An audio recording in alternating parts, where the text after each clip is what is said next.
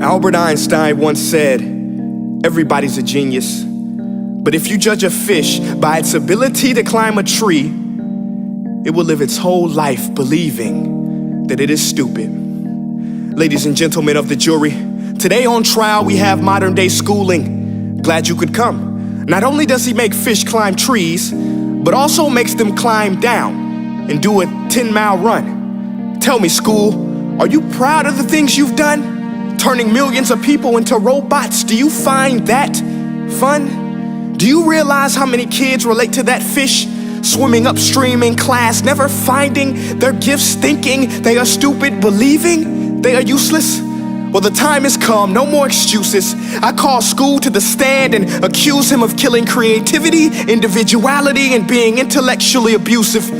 He's an ancient institution that has outlived his usage. So, Your Honor, this concludes my opening statement, and if I may present the evidence of my case, I will prove it. Proceed. Exhibit A. Here's a modern day phone. Recognize it? Here's a phone from 150 years ago. Big difference, right? Stay with me. Here's a car from today, and here's a car from 150 years ago. Big difference, right? Well, get this. Here's a classroom of today, and here's a class we used 150 years ago. Now, ain't that a shame? In literally more than a century, nothing has changed. Yet you claim to prepare students for the future? But with evidence like that, I must ask, do you prepare students for the future or the past? I did a background check on you and let the record show that you were made to train people to work in factories, which explains why you put students in straight rows, nice and neat, tell them sit still, raise your hand if you want to speak, give them a short break to eat, and for 8 hours a day, tell them what to think. Oh, and make them compete to get an A letter which determines product quality, hence grade A of meat. I get it. Back then, times were different. We all have a past. I myself am no Gandhi. But today, we don't need to make robot zombies. The world has progressed. And now we need people who think creatively, innovatively, critically, independently, with the ability to connect. See, every scientist will tell you that no two brains are the same. And every parent with 2 or more children will confirm that claim. So please explain why you treat students like cookie cutter frames or snapback hats, giving them this one-size-fits-all crap. Watch your language. Sorry, Your Honor, but if a doctor prescribed the exact same medicine to all of his patients, the results will be tragic. So many people would get sick, yet when it comes to school, this is exactly what happens, this educational malpractice, where one teacher stands in front of 20 kids, each one having different strengths, different needs, different gifts, different dreams, and you teach the same thing the same way? That's horrific. Ladies and gentlemen, the defendant should not be acquitted. This may be one of the worst criminal offenses ever to be committed. And let's mention the way you treat your employees. Objection. Overruled. I want to hear this. It's a shame. I mean, teachers have the most important job on the planet, yet they're underpaid?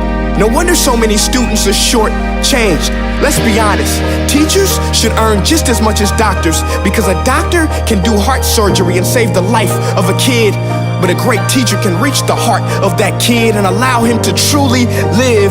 See, teachers are heroes that often get blamed, but they're not the problem. They work in a system without many options or rights. Curriculums are created by policymakers, most of which have never taught a day in their life.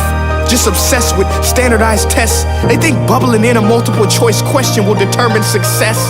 That's outlandish. In fact, these tests are too cruel to be used and should be abandoned, but don't take my word for it.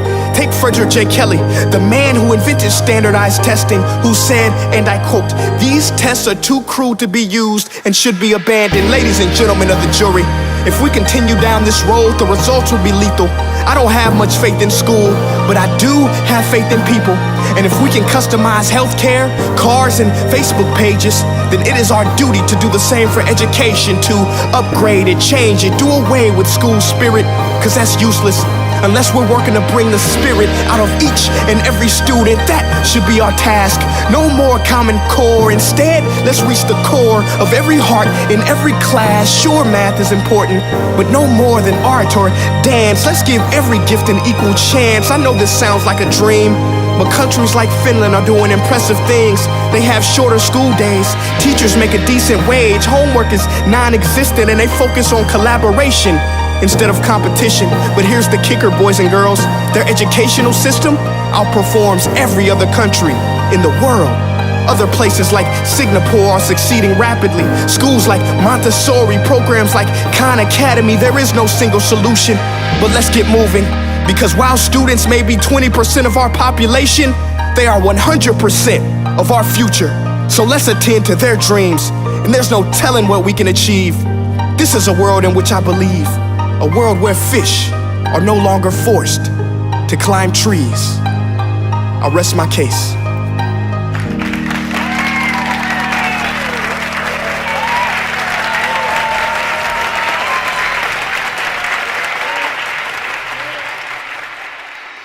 Hey guys, my name is Prince EA, and I want to say thank you so much for watching my video. But now, I want to know what you think. How can we together create a more efficient, effective, and just better future of learning? I want you to visit nestday.com/preorderthefuture and share your thoughts and ideas on the topic. Peace.